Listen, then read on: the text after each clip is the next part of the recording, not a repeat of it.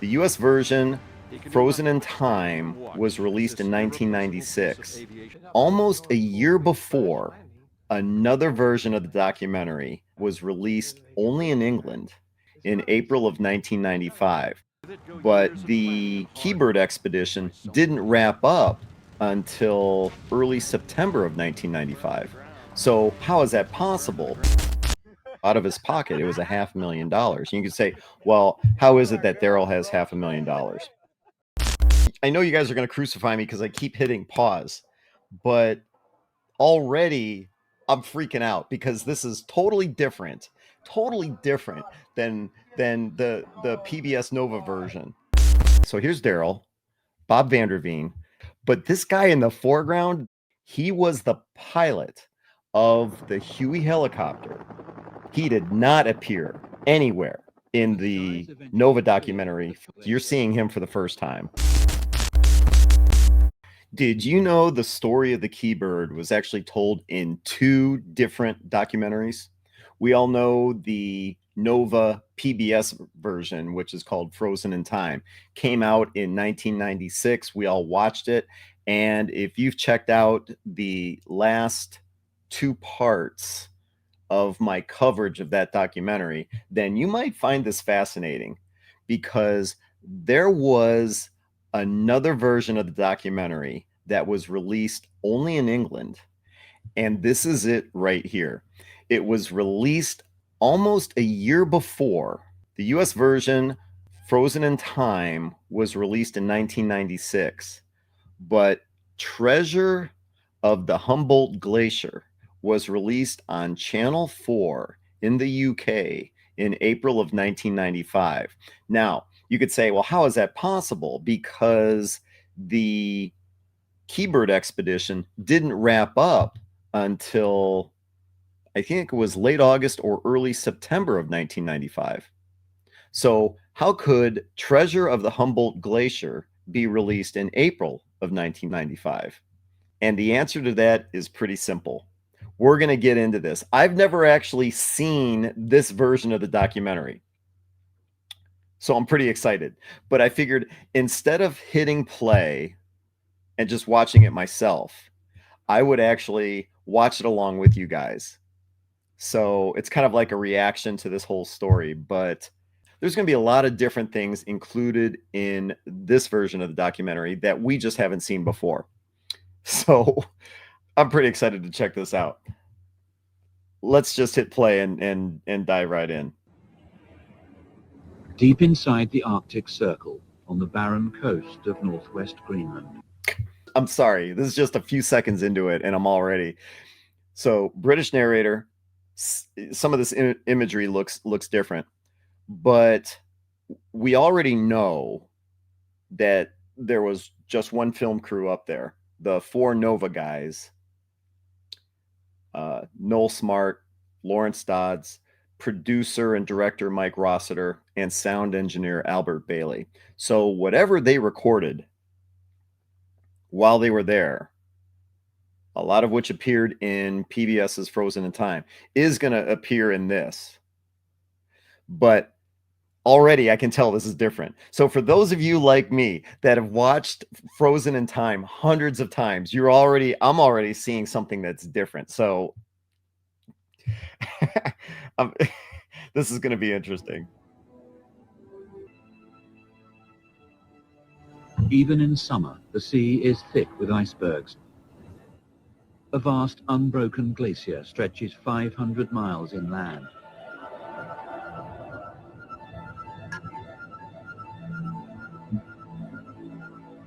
Here, the B-29 bomber lies almost intact in a shallow glacial lake. Okay. I think B-29 Frozen in Time was a much better name, but the reason it's called Treasure of the Humboldt Glacier is because it's the Humboldt Glacier that the Kee Bird is sitting on in northern Greenland above the Arctic Circle. So that glacier that's creeping around, we all see imagery of the Kee Bird sitting in the lake mountains and hills surrounding it without snow on it. So we forget that there's a glacier just a couple of miles away. And that's why the British version of this documentary is called Treasure of the Humboldt Glacier.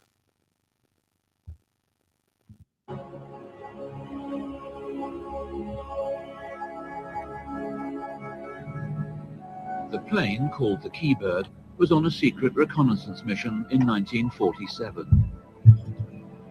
The pilot lost his bearings, ran out of fuel, and crash-landed on the snow-covered surface of a frozen lake. The crew were rescued, haven't but the seen Kee that image Bird would before. lie here untouched for nearly 50 years. Seen that. Of course, we've all seen that view. 2 years ago, Darryl Greenamyer, a former test pilot, flew up to the B-29 to have a look. They're going to talk about 1993. B-29, and it really is a unique opportunity because it's in very good condition. It's very complete. It may be the only airplane in the world that I can think of that's been sitting somewhere for 50 years that you could actually get in and potentially fly. I mean, it hasn't been damaged that much. Seen that view. So it really is an interesting project. It's just in a faraway place. But they said that's the reason it's available. The airplane itself is basically sound. Okay, we've all seen this. Any problems with it? We'll put new engines and stuff on it, and it should fly just fine. They're giving some background on the B-29. 4,000 of these bombers rolled off the production lines at the end of World War II. Now, only a handful are left. If it can be rebuilt and flown out of this icy wasteland, the Kee Bird could fetch millions. Okay, it sounds to me like the script is very similar. But then again, how much can it be different, right? The story is what the story is. However, a few moments ago, they alluded 2 years ago, Darryl had flown up here. It's like, well, 2 years ago, that would have been in 1993. Now, I've mentioned to you guys in the past that the documentary that, as we know it, B-29 Frozen in Time, starts in 1994 when they first fly up there in the Caribou to start working on the B-29. But as I revealed in part 1, and as is mentioned in Carl Hoffman's book, Hunting Warbirds, they actually went up there the year before in 1993 to see what the condition of the Kee Bird was. Was it even salvageable?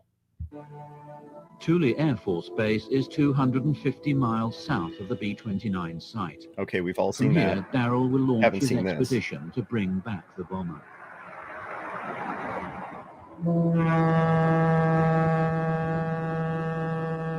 We all know the ship. The annual supply ship docks at Thule, carrying the many tons of equipment Darryl needs. A bulldozer to build a crude runway. New tires and propellers. And 4 massive reconditioned radial engines at $60,000 apiece. Oh, I didn't know they were $60,000 a Darryl is piece. gambling $500,000, but is it enough to... What? Okay, so I don't think that's ever been mentioned before. I knew that the project was self-funded by Darryl. I knew that, but I didn't know how much he had invested in the project in the early 1990s. So out of his pocket, it was $500,000. You could say, well, how is it that Darryl has $500,000?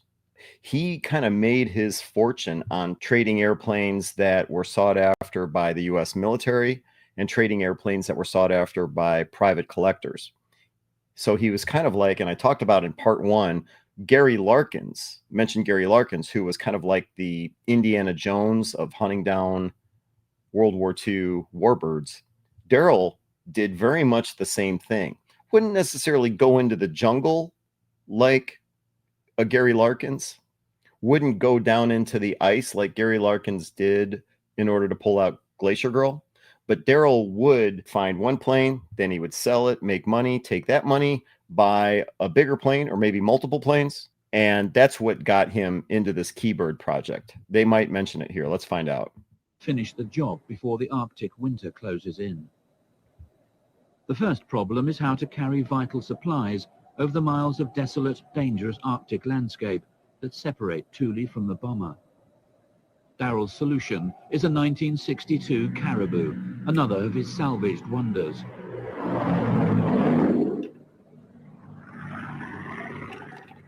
It's an ideal workhorse, but is a 30-year-old airplane any match for the treacherous Arctic terrain? And as we all know, It's basically a short field, short landing and takeoff airplane. And it's made. I thought that they were going to go back to the 1993, but they are starting off pretty much with the 1994 expedition. So I thought they were going to get into the 1993 where they had to go up there ahead of time and check out the plane. Rick was part of that effort. So Darryl went up with his dad, Rick, Gary Larkins, who I just mentioned. They went up in a Huey helicopter that was piloted by a guy by the name of Tommy Hauptman. And then there was Huey Smith. Huey Smith was kind of like a very knowledgeable handyman, how to get things done in Arctic conditions kind of a guy. He's out of Vermont, I think. I've actually talked to him. For unimproved fields. They used it in Vietnam a lot. And it's pretty rugged airplane. It's ideal for this sort of thing. Flying these engines in, and it'll carry a pretty good load. Darryl's tight budget has left never the seen that Caribou image without... before. So here's the Caribou. I'm sorry I keep stopping here, but if you've watched the PBS documentary Frozen in Time as much as I have, then you know this is an image that does not appear. And so you've got Kee Bird painted on the side of the Caribou. We kind of knew that, but this is Bob Vanderveen sticking out of the window here. I can recognize him. And I don't know, is that Darryl? Is that Roger in the pilot seat? Anyway, I haven't seen this before. Darryl's tight budget has left the Caribou without proper de-icing equipment, a big risk in this frozen corner of the world. Okay, so this is all stuff that I haven't seen before, and you probably haven't seen either. They mentioned that the Caribou did not have de-icing equipment. I'm trying to remember. I don't know if that was mentioned in the book or not. If it was, I had forgotten about that. But that's kind of critical. I mean, you're taking on an expedition in northern Greenland above the Arctic Circle, and the Caribou doesn't have de-icing equipment, or if it did have it, I'm not sure I noticed the rubber boots. If there were rubber boots on the leading edges of the wings and they just weren't serviceable, maybe that was the case. Look at what we've got here. Do you see my cursor? Look at the leading edge of this wing of the Caribou. It's black. That looks like a rubber de-icing boot to me. What kind of de-icing equipment is that? There's different kinds of de-icing equipment. You can have the expandable rubber boots. When the ice forms on the wing, you have to wait until the right time to expand the rubber boot. If you do it too soon, then the ice kind of will fill in the cracks, and then you've lost your ability to break away the ice. So you have to actually let the ice form on the wing before you expand that rubber boot. There's the other one, which weeps ethylene glycol. I don't think that's what this is, but the ethylene glycol also prevents the ice from forming on the wings. This to me looks like a rubber boot. And this is where I'm going to need you guys to help me out here. There's got to be somebody watching that has more knowledge than me and my private flying knowledge. My plane, no de-icing equipment, either on the props or the leading edges of the wings. So that's as far as my knowledge goes. This definitely looks to me like a rubber boot. And so if the documentary just mentions that it doesn't have de-icing equipment, if I'm seeing it right here, it tells me that it's not working. It's not serviceable. And in Greenland, that sucks. So let's rewind and see what we can find out. Darryl's tight budget has left the Caribou without proper de-icing equipment, a big risk in this frozen corner of the world. He's brought together an 8-man team of engineers, mechanics and pilots. Roger's with us because he's an excellent pilot. I've known him for years. And Rick, the the head mechanic is just, he does magic with mechanical things. And Vernon came highly recommended from a good friend of mine in Scottsdale. Okay, that's Vernon right there. Vernon, an expert aviation machinist out of Arizona. He mentioned Scottsdale. Of course, he talked about Rick Kriege before, who's been working with him for years. He said an 8-man crew. So that's going to be Darryl, Vernon, Rick, Bob, Cecilio. That's 5. Roger, that makes 6. So who would be the other 2? 8-man team. Oh, I guess we're going to find out. But check out what they're doing here. Let's see. So they're moving a grill. You got to have the grill to cook. I thought,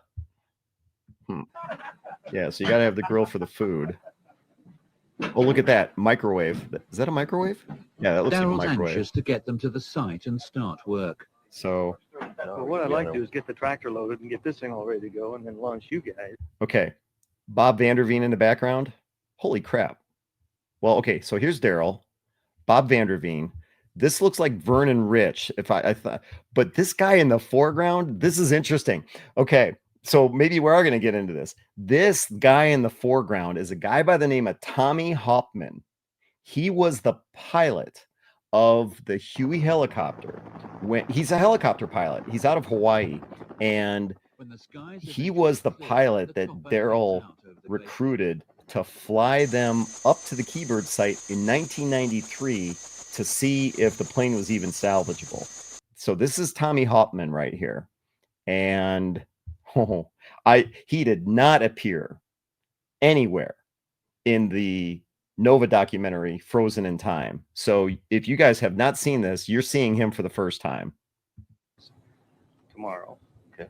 And then when you get up there, we can talk on HF and find out where we're going to land. I've never heard him We'll bring speak it on before. up.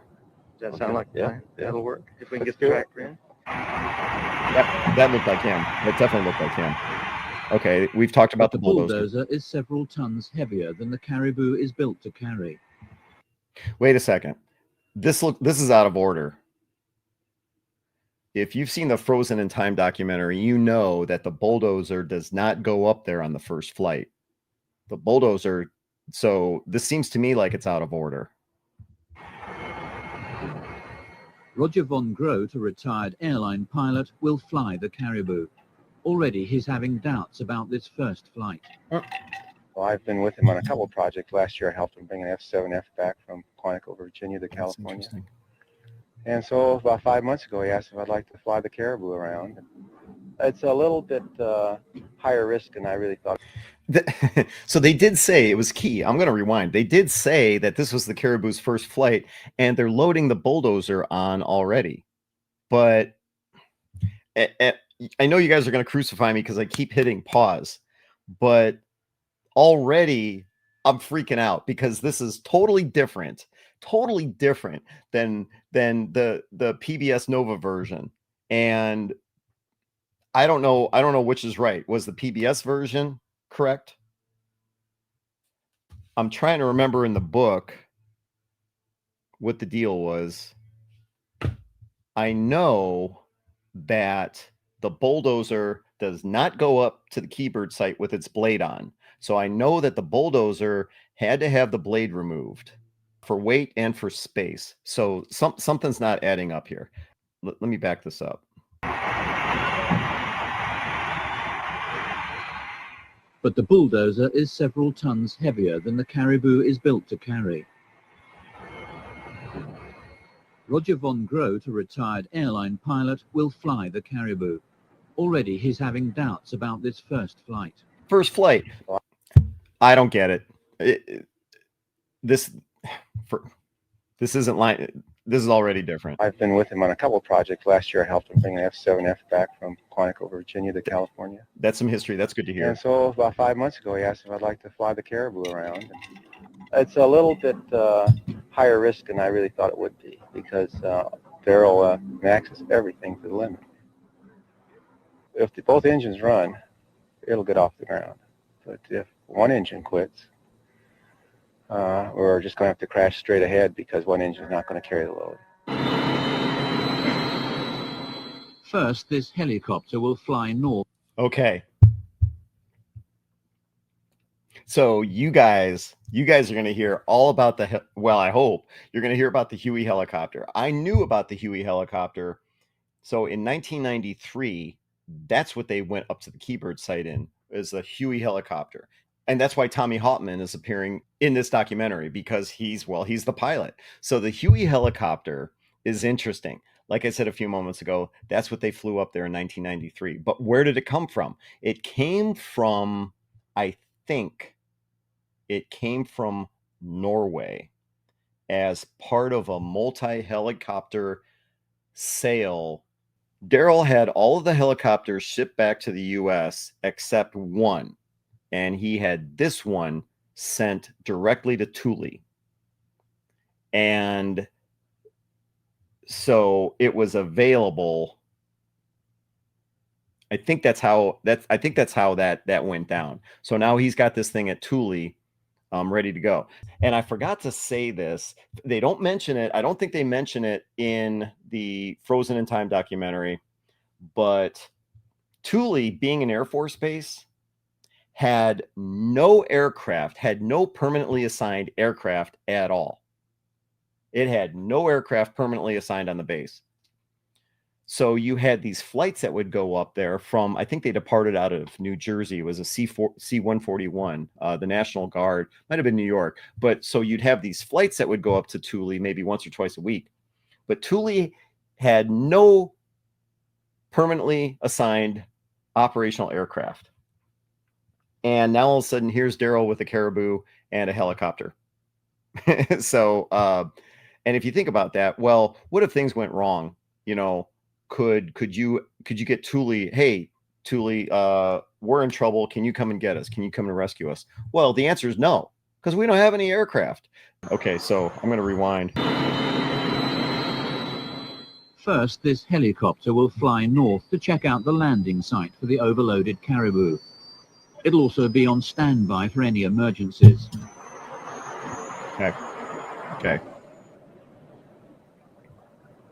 But the unpredictable Arctic weather suddenly turns nasty, and the Caribou can't fly through icy cloud and fog. No, because it doesn't have de-icing equipment. Weather's definitely going to be the Determining factor here.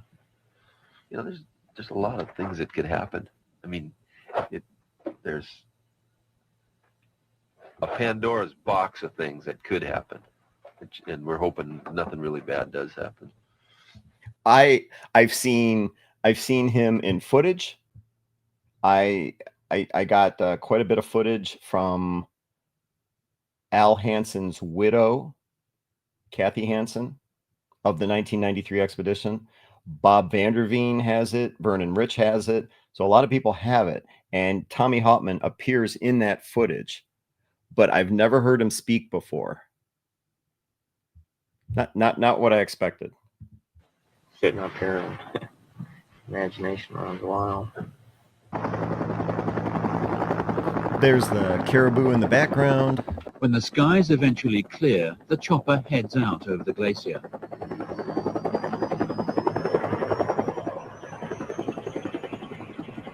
See, this is interesting.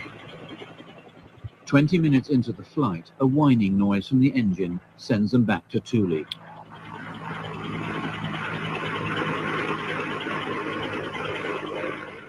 Okay, so they were flying out in advance. It looks like it was Tommy Hauptman, Rick, and I'm going to guess, because of the footage being recorded, they had one of the NOVA crew in there with them as well. And they were flying ahead to the Kee Bird site to check it out, to check out the condition of the tundra, because the Caribou's overloaded. You know, is it going to be firm enough to land? So they were kind of like the advanced crew. Now, I did know that the Huey helicopter, you know, wasn't just supposed to be the Caribou making these flights back and forth.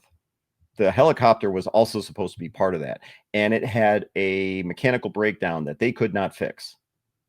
I was under the impression that this mechanical problem they couldn't fix happened before the expedition started, but it looks to me like they actually flew out ahead of time. But in the documentary Frozen in Time, we know that their first landing It was in the Caribou. It was not in the helicopter. So I need to find out what's going on here. And I know, hit play. 20 minutes into the flight, a whining noise from the engine sends them back to Thule.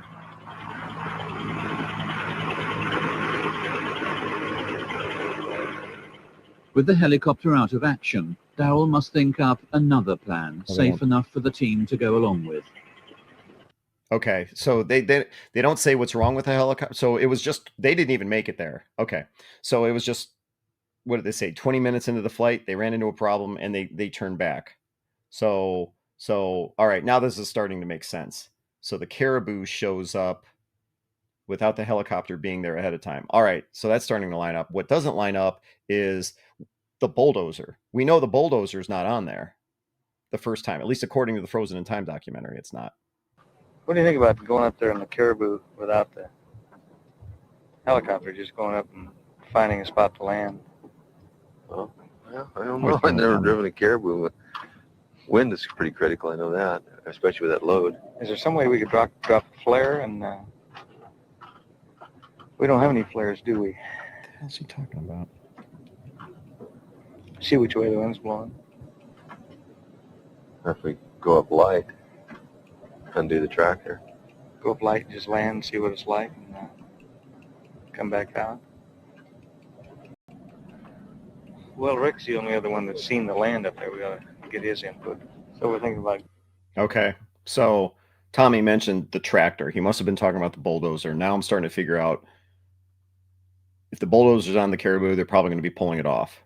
But now they don't have the helicopter to go ahead of time to check it out, so they got to fly the Caribou up there, but they're talking about going up light, which means they're going to pull off a lot of the stuff they plan on taking up there.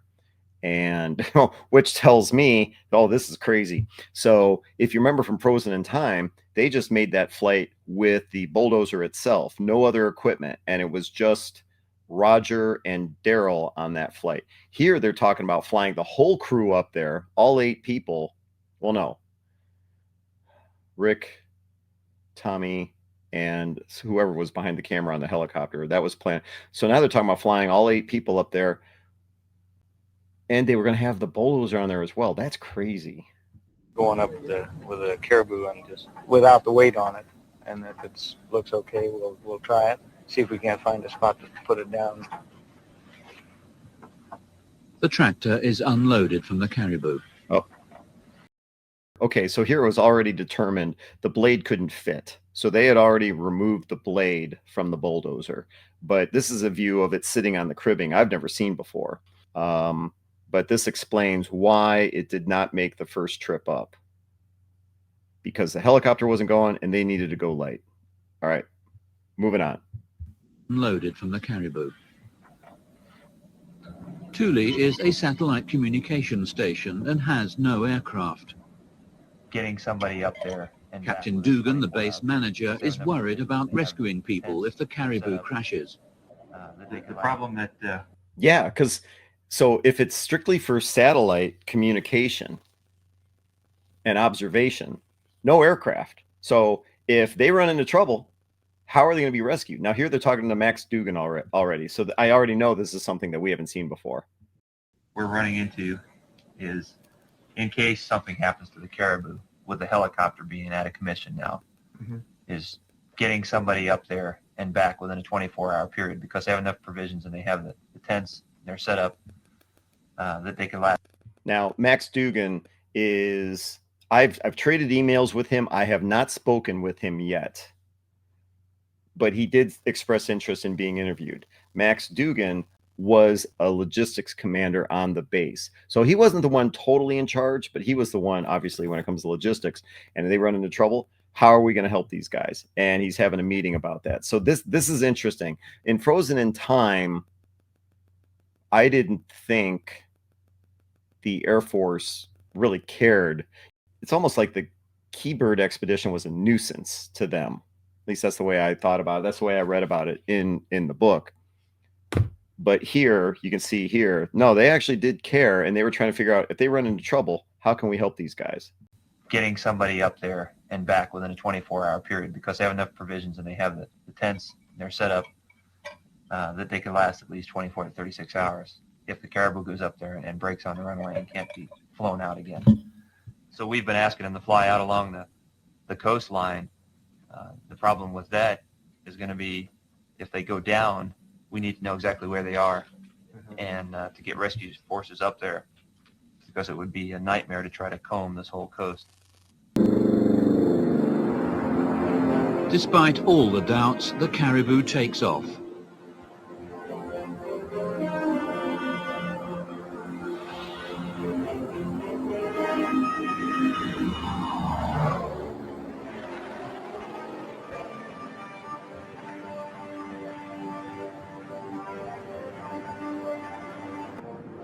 Yeah, this all looks the same.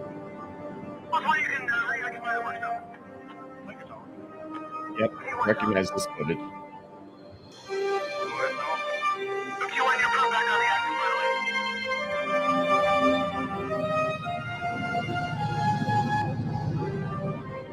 Yep, recognize this. It's a 2.5-hour flight over icy seas and uncharted glaciers.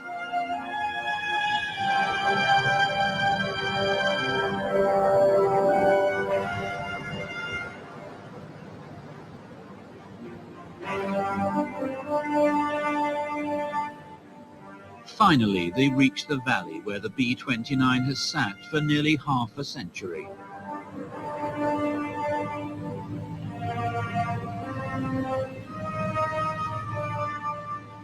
Roger makes a trial touchdown to test the ground.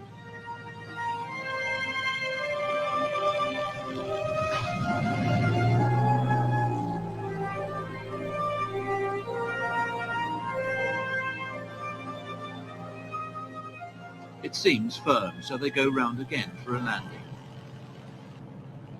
Okay, this all lines up with the Frozen in Time documentary. All this footage looks the same.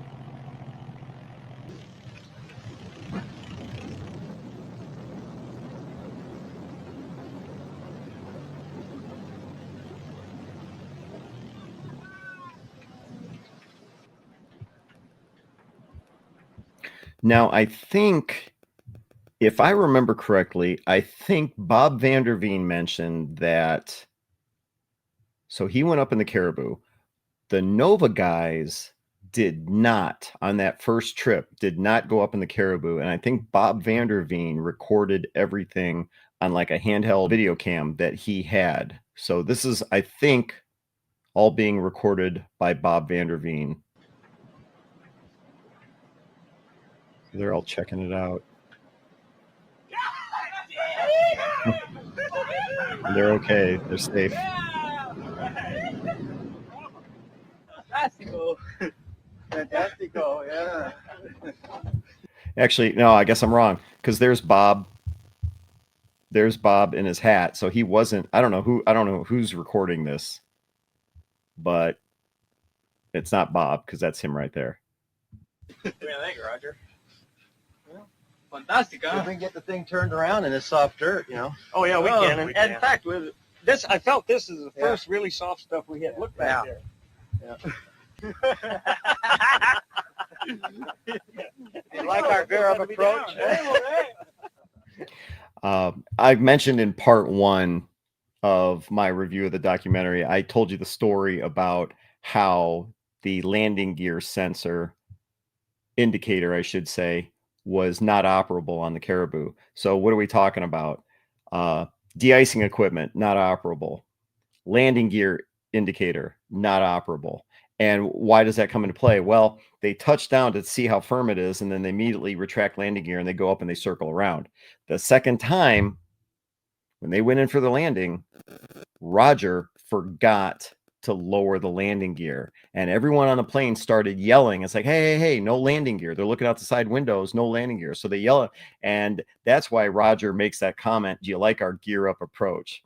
So it looks like in the British version, they don't refer to that either. You like our gear up approach? He just says it right there. You like our gear up approach. Well, now we can get giddy. I wish I'd have been in the left seat. That's what I was thinking the whole time. Oh, and this is all the stuff they left behind. So this is all the stuff they left behind from the 1993 trip. So they just land, and Rick just checks the drums first off. So I always wondered about that. It's like, what is this stuff that's already up there? Well, he did a good job. Oh, boy.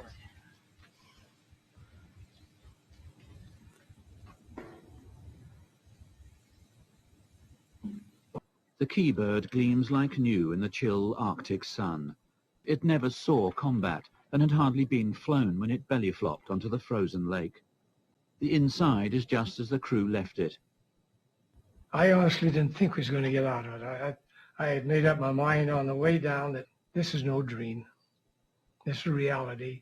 Face it and accept it.